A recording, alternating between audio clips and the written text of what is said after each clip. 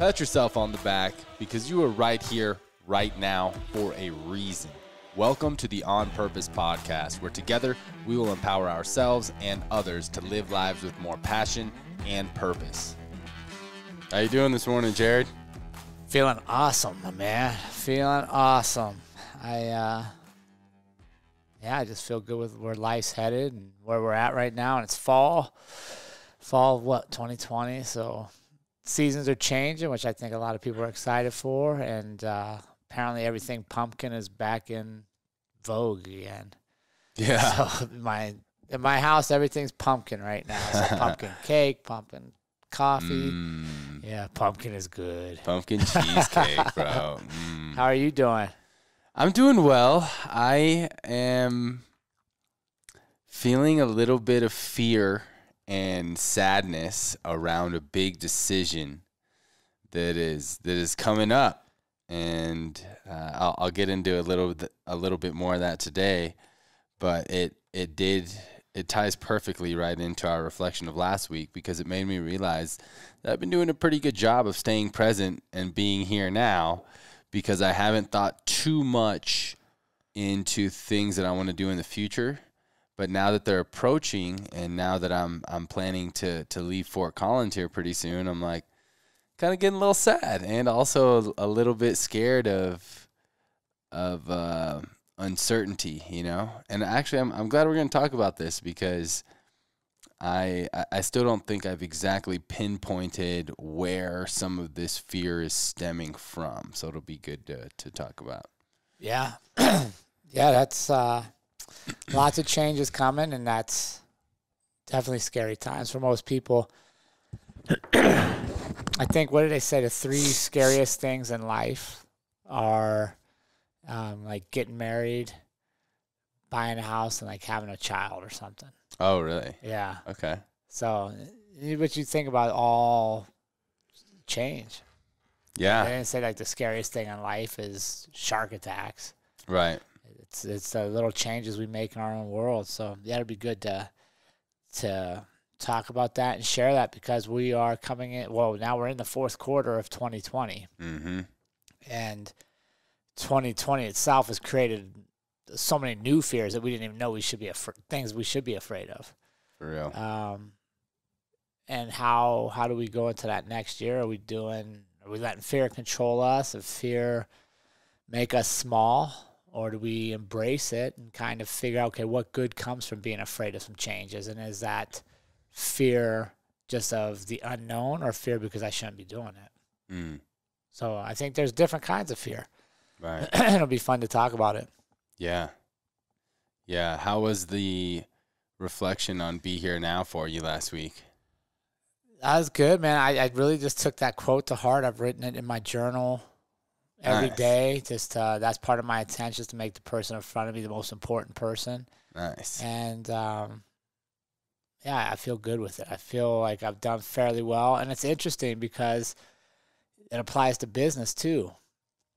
Right? Like if I'm at the gym and you're coming in to talk to me about the schedule or trying your free week, but the whole time I'm talking to you, I'm also like looking at the email over here, or on my phone texting the other guy that wants to come in, or what kind of relationship is that? And we do that so much. We do. But it was funny. Like we just had, I think, 6 people sign up yesterday. Oh, wow. That all started their free week last Monday. Nice. So I was like, so then you're like, okay, well, clearly like making them feel that's the most important person right then pays dividends. Yeah, 100%.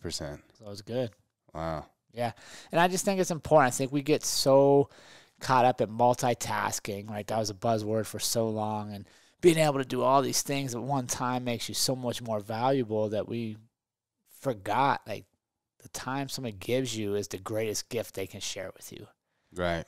Right? Like, I can never get it back. And if I give you my time, but I only get like 50% of your attention, well, was it really worth it?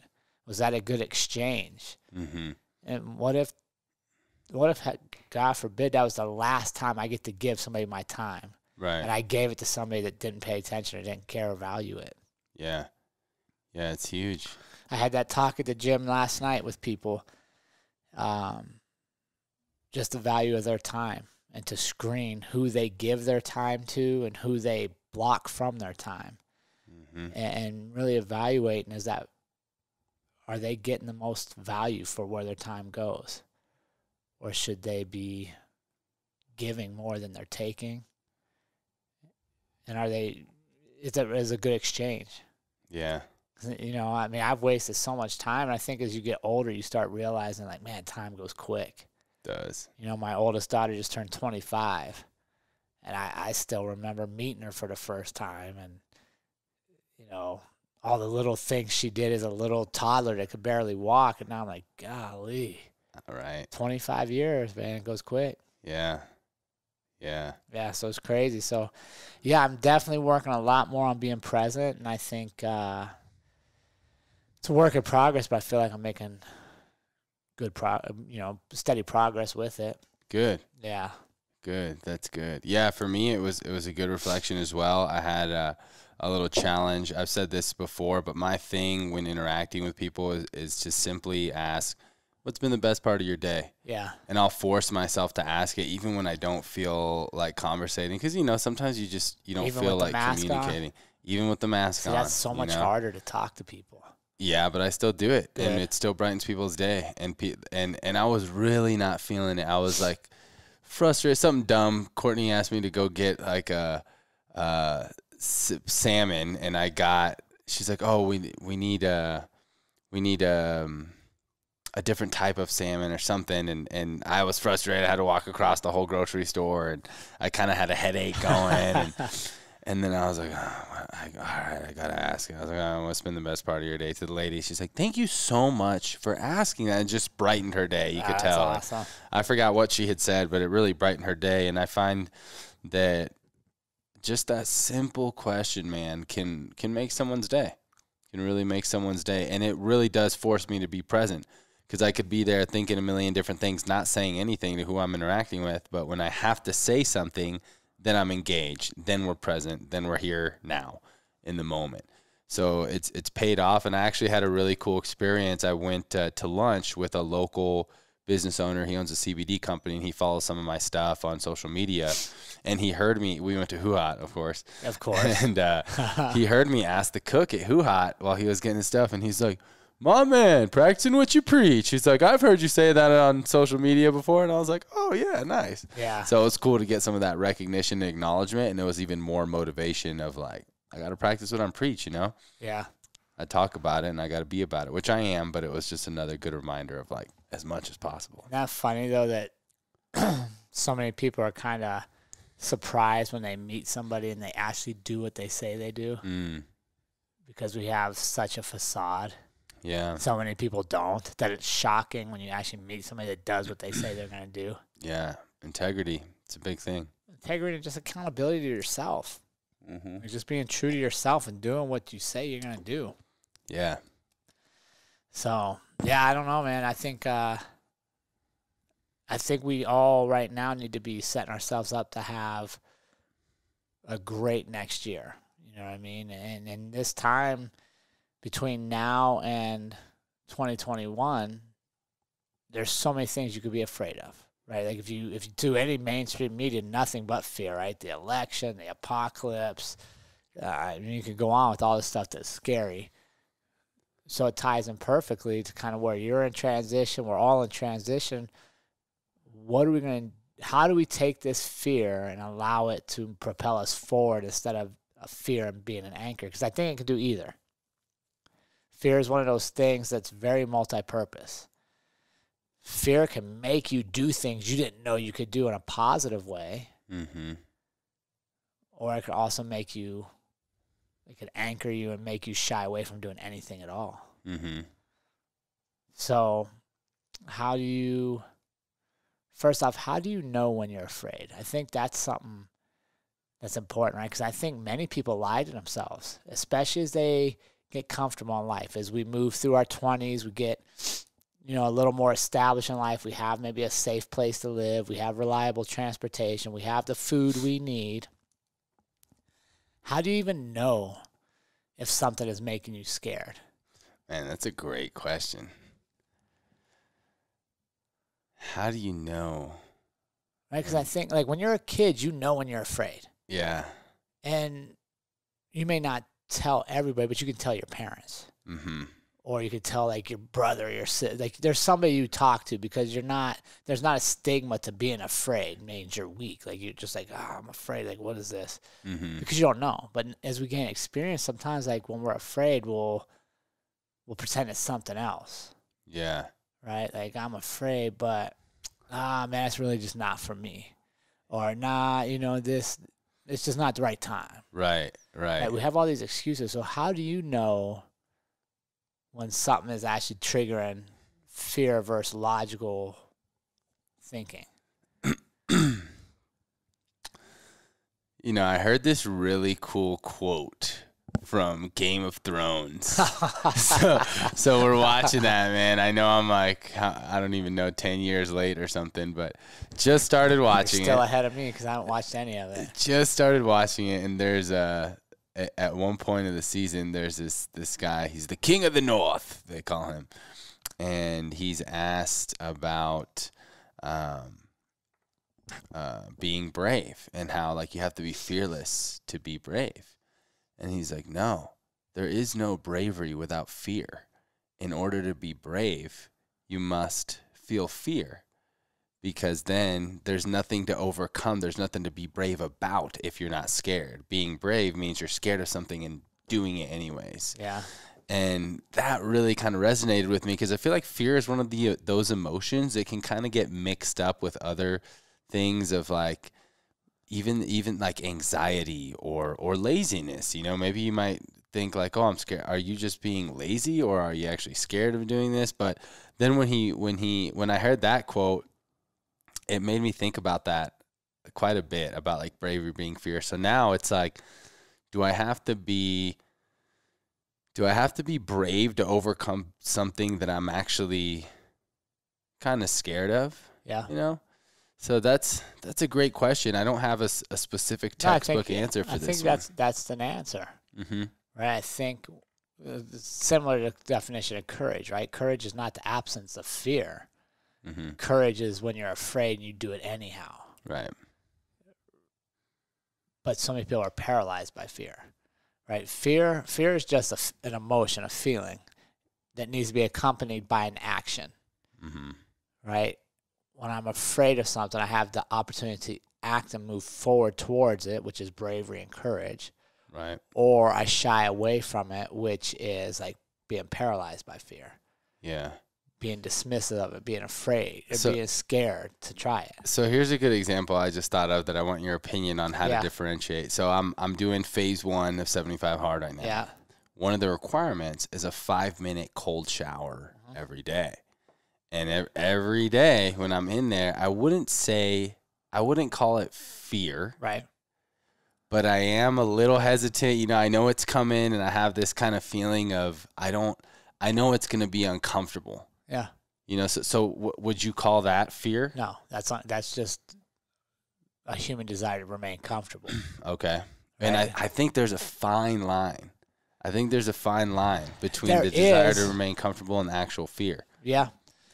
I would agree with that, but I think you also got to look at two different kinds of fears. There's physical fear, right? Like fear of a bear, fear of lions, fears of sharks, which are a real thing. So we avoid putting ourselves in the ocean, right? If we don't go in the ocean, we never have to face sharks. Fear is handled. But then there's the internal fear. And that's the one that really causes damage to us and that we really need to harness, because you got to remember, like, your brain processes stuff and it creates fear. Like it harnesses fear to keep you safe. Mm-hmm. Back from our primitive days, right? Like fear of going from our cave kept us inside. Mm-hmm. Helped us create fire, right? So we could see in the dark. We could heat ourselves. But now as we've progressed into this technological modern age, we don't have near as much physical fears. So what happens is we start creating fear around human behaviors and fear around opportunities. And that's really, to me, what separates a lot of people, right? We're all afraid of something. Mm-hmm. Afraid of public speaking is like the number one fear in the world. Yeah. But when's the last time somebody fell over and died public speaking? Yeah. Like just got up there and was like, ladies and gentlemen, nobody. So what are we afraid of? It's all imaginary.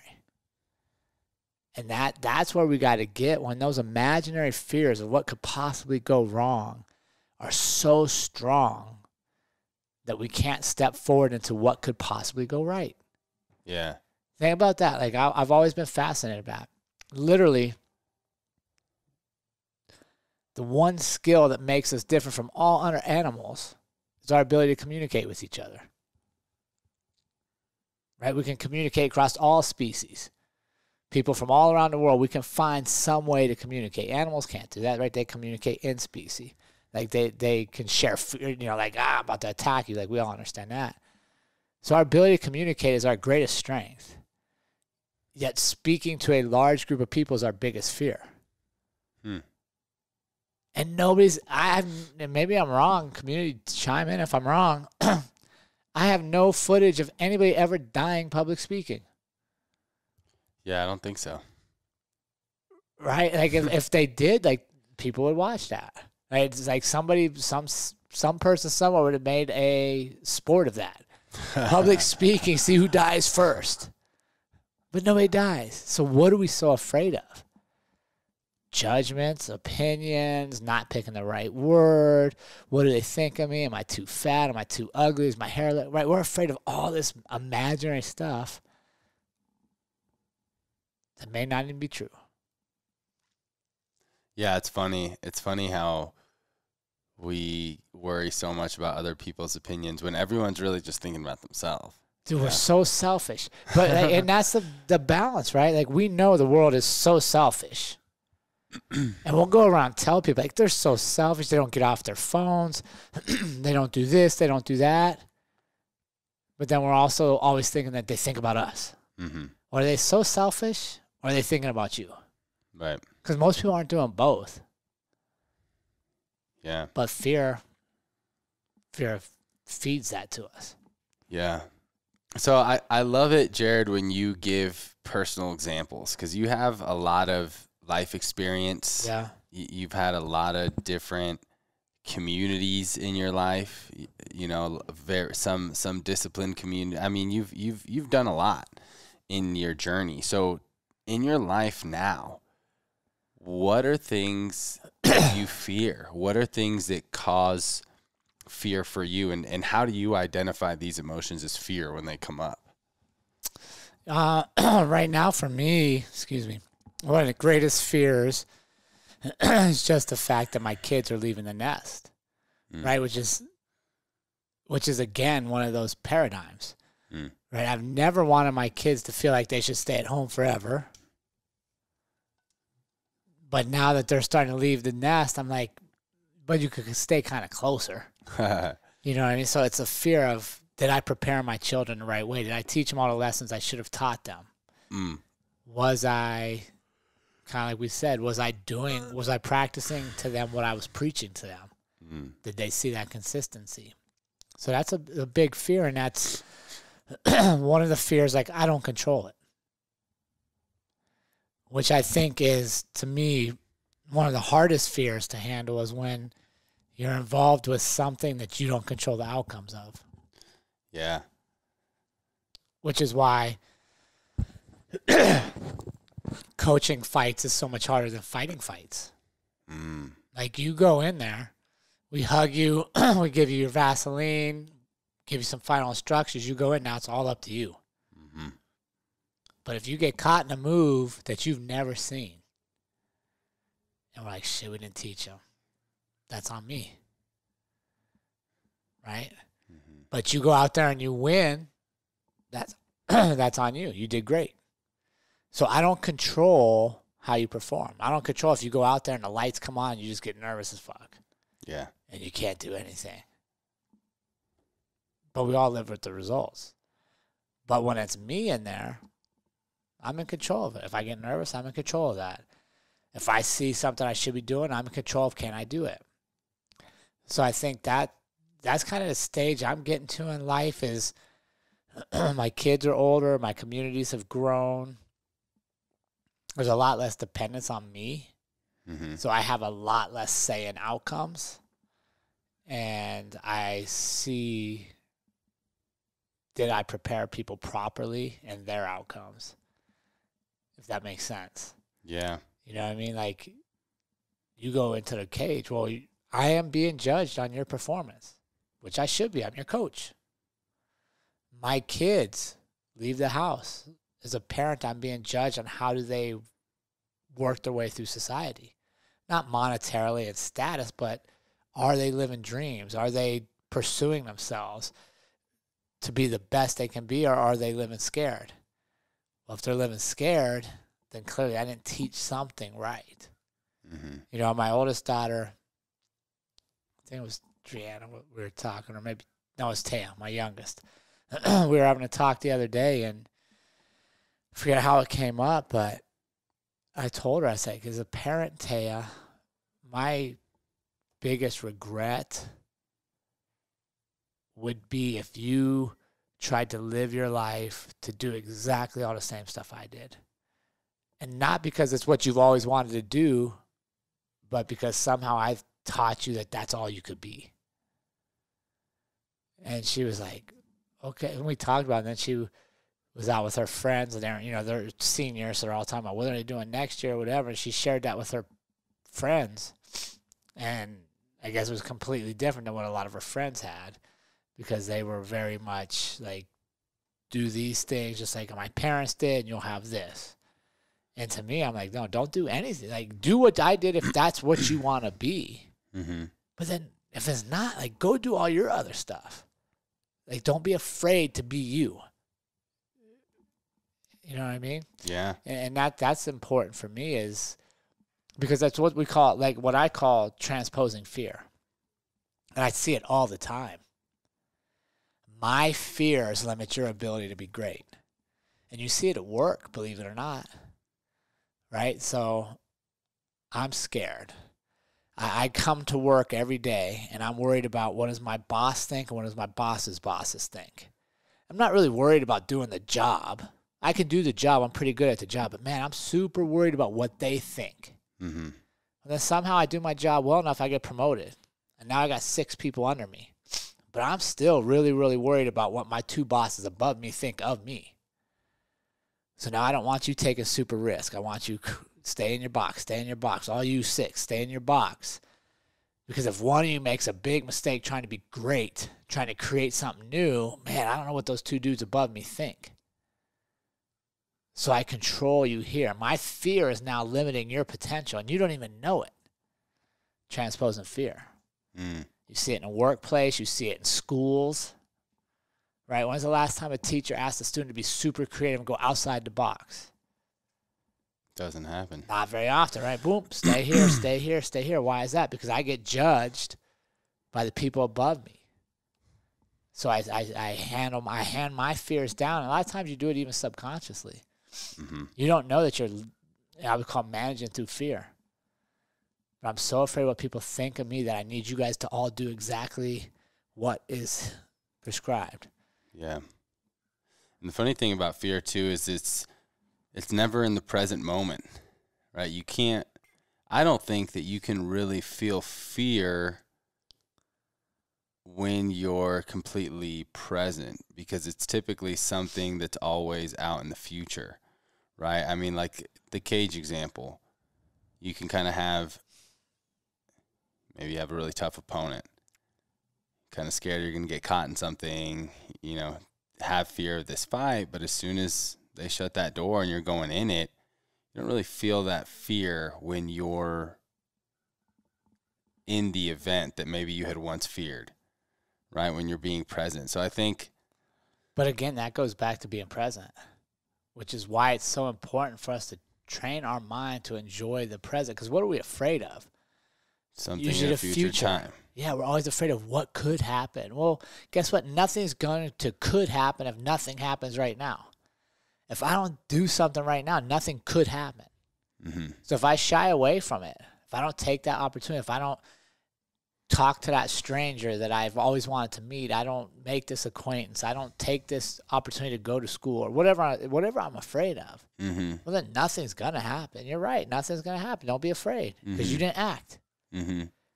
But what's on the opposite, to me, what's on the opposite of fear? Regret.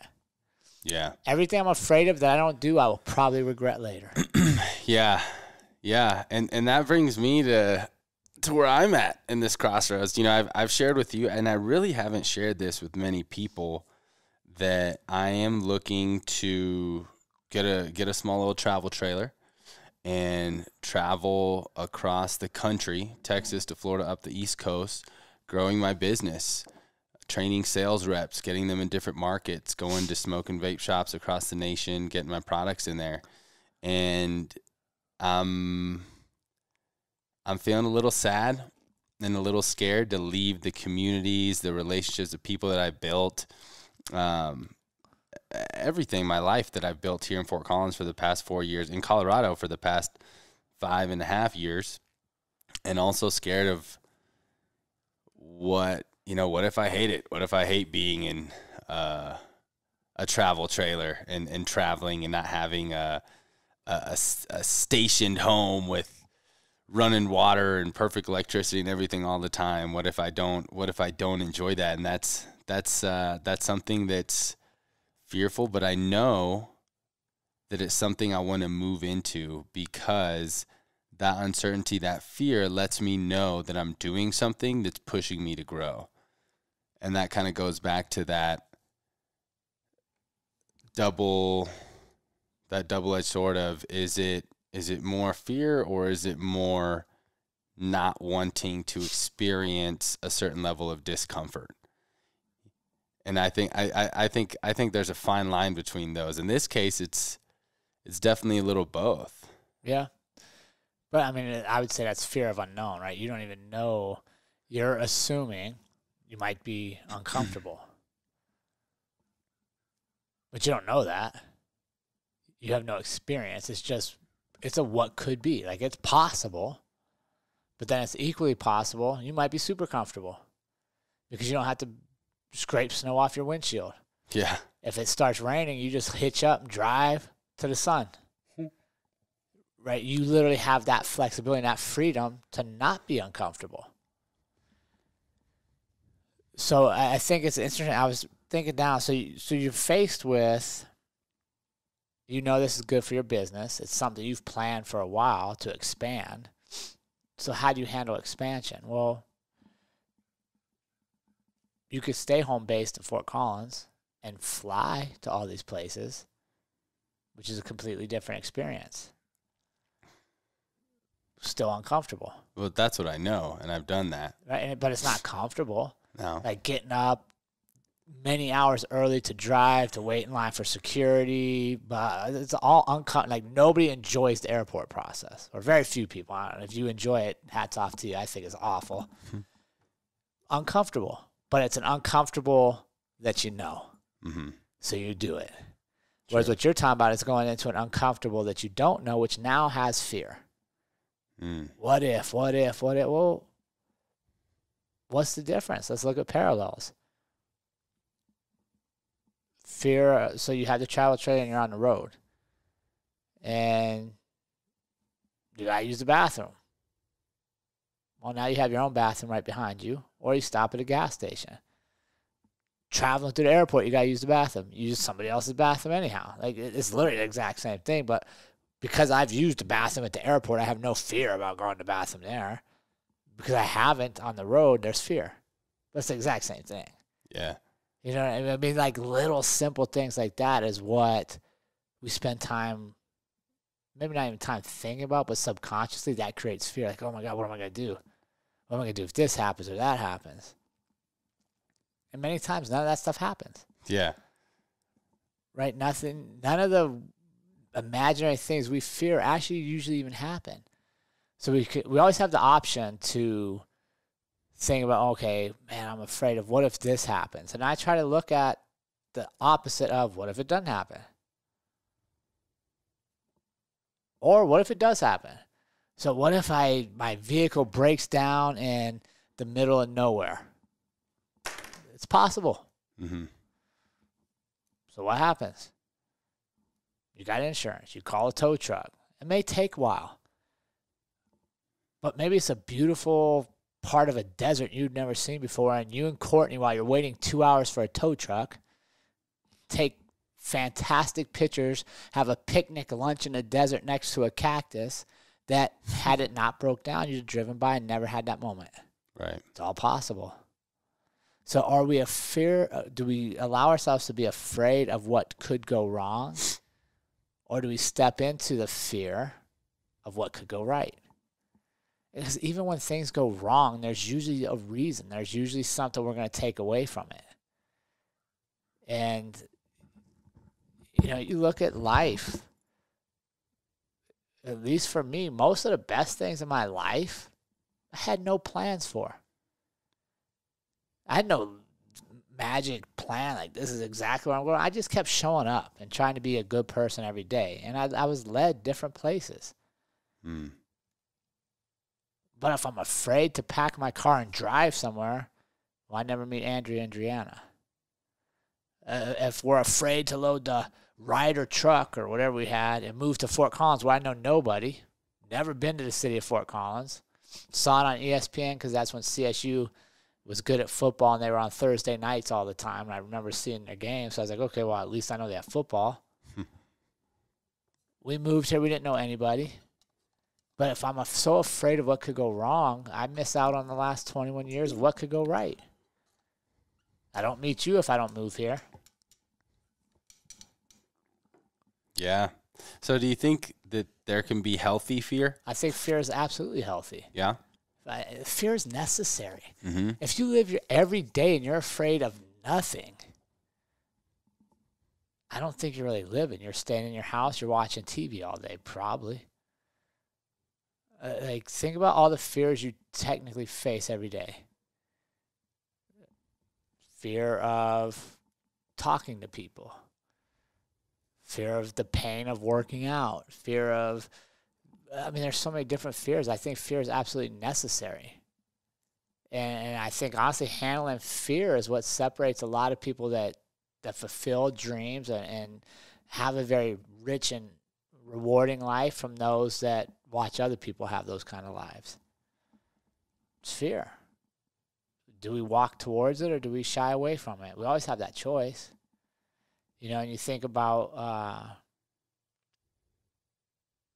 what are we told? What sells? Fear sells.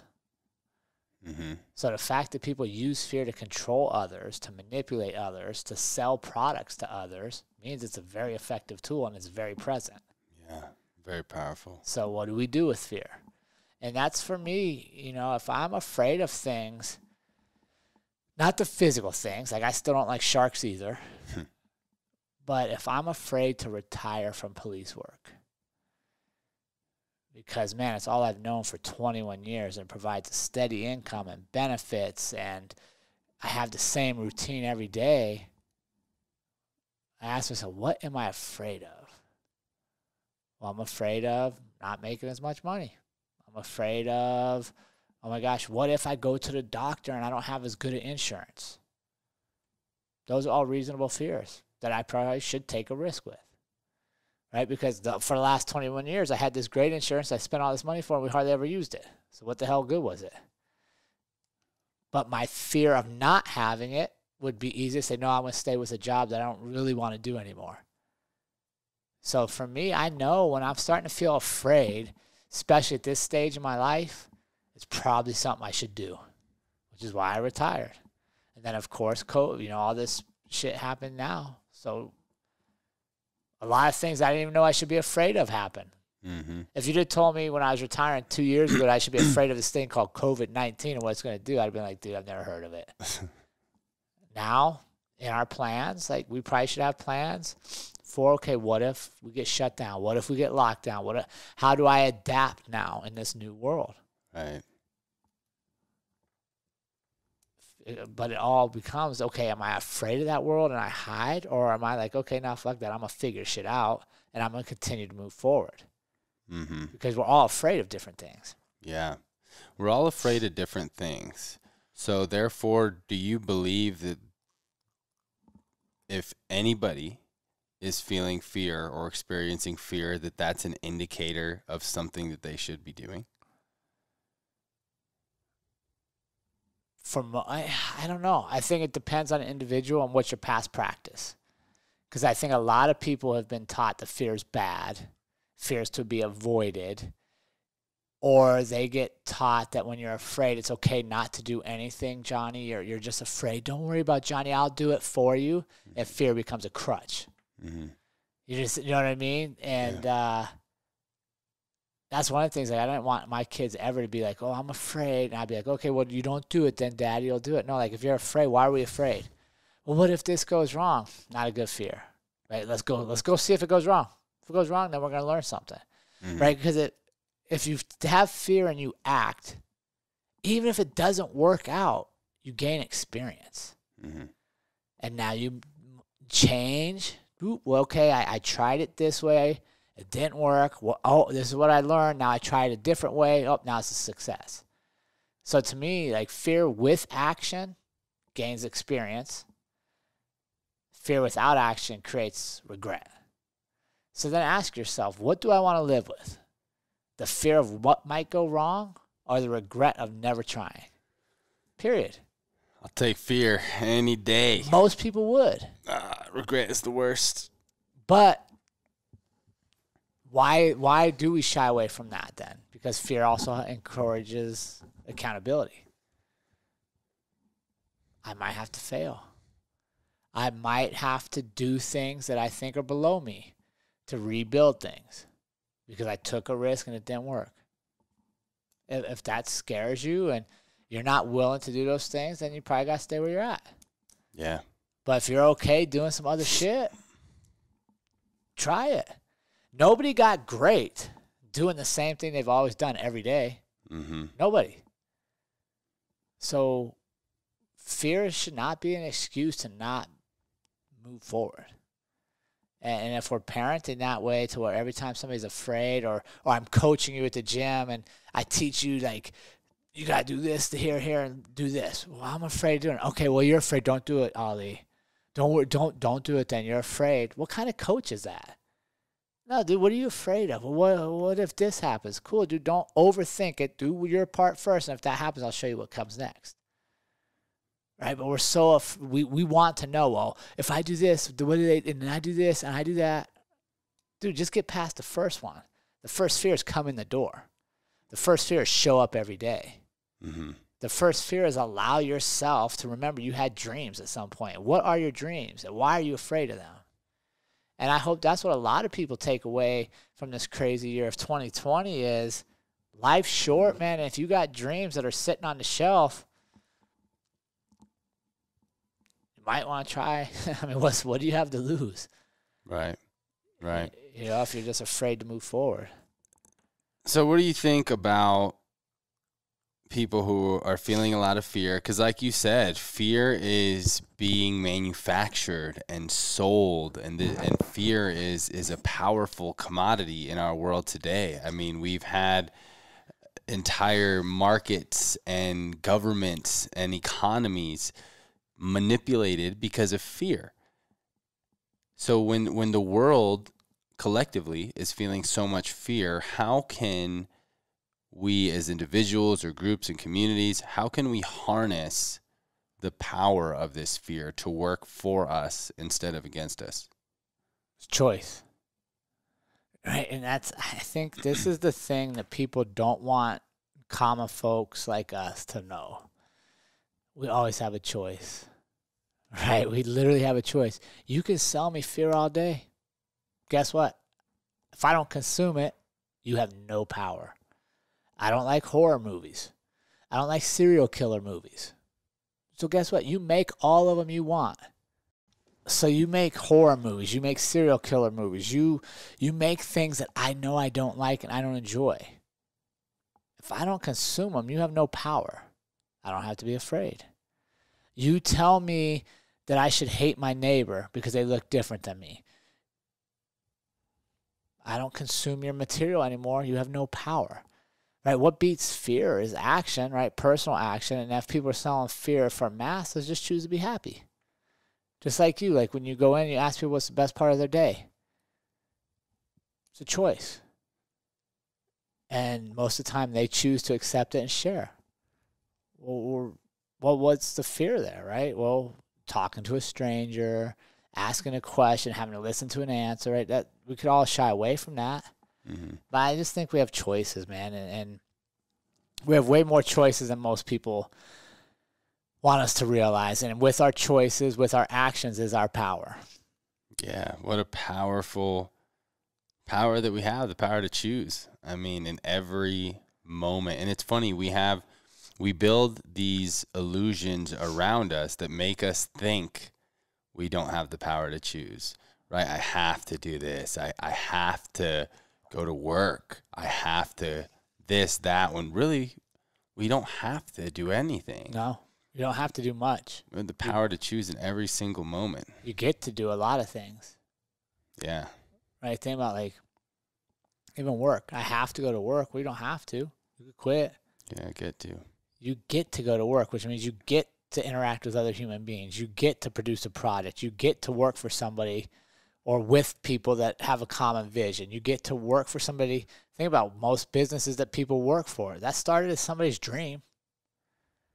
And they had fears. What could go wrong? They had anxiety, and they chose to go forward. Now they've created a business that employs people to allow you to pursue your dreams if you allow yourself to have them. Yeah. You know, and I think going back for me all the way to one of your questions earlier is my greatest fear.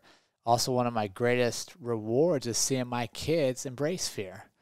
You know, my son moving 4 hours away and going to a place he doesn't know one person and wrestling and, you know, going out there and facing his fear of, oh my gosh, am I good enough to be a college wrestler? Am I good enough to be a college student athlete? What's it going to be like to live on my own and doing it? Yeah. Right? Because fear didn't keep him in my house. So I encourage you to live a life where you embrace fears and you move towards fear so that those that look to you as a leader also know it's okay to be afraid, but it's also good to move into your fears. It is. It is. And I think a lot of people will be able to relate with me on this. But, you know, Jared, I think what I fear most is the opposite of fear itself. And I fear getting to the end of my life and having regret. For sure. Regret for not doing and experiencing all the things that I wanted in life. Regret for not moving past those fears, moving into those fears, being brave and overcoming these fears. And I feel really grateful to be in a position to where I'm starting to feel fear come up in me more often as I'm preparing for this next season of my life. Right. Well, think about it. Like, think of the health of that. And that's hopefully something that the community really takes from this episode is the health of fear. Like, Ollie was feeling fearful about this change. But instead of being embarrassed or ashamed of fear, the first thing we talked about today when we came in is that's what you started with. Dude, I'm kind of sad. I'm kind of scared. And we talked about, now you process it. Like, fear is not to be ashamed. Fear, but you got to create these circles to where we all know that fear is healthy, and I can be like, dude, I'm scared shitless. I got this going on. Yeah. And you help each other work your way through it. And, you know, look at your community and who's there with you that also embraces fear and also moves forward towards creating and accepting change and really stepping into it versus those that always sit back and play life safe. Because if you're in that second group, obviously they're going to magnify fear for you, and they're going to tell you all the things that can go wrong. So, like, think about if you just started that conversation today and I was a person that takes no risk, and I do the same thing I've been doing for 40 years because I like steady, controlled, I'd probably try to talk you out of it. Mm-hmm. But because we put ourselves in group where we're all doing different things, we actually process why are we afraid. And that's very healthy. And I think that's where as a society we've really dropped the balls. We don't talk about the things we're feeling. Like, we have this facade, especially males, right? I'm super macho. I'm a superhero. I'm not afraid of anything. And we push all that down. That really creates an imbalance in us. Yeah. Mentally, spiritually, emotionally. Yeah. Because fear is natural, man. Oh, for sure. Your bravest warriors, if you study the bravest warriors of all mankind, usually you can find some good stories of what they were afraid of and how they overcame it. Mm-hmm. So what would your story say? What you're afraid of and you never tried? Or what you're afraid of and you learned from the process? Amen. All right, and fear shouldn't equate to I have to be successful. Because you're going to fail. And failure is also good. Because when I fail, I get experience, I make modifications, I try again. Mm-hmm. But we're so afraid of a lot of that stuff that we don't even move forward. And remember, all the people you think are thinking about you and going to judge you if you fail, they're busy thinking about themselves. 100%. Especially in today's world. 100%. So heading into this, man, your biggest fears, what would you say? Because I think we should revisit this again down the road. So you're looking at building your business on the road, starting early in 2021. Yeah. Biggest fears and apprehensions you have, or what?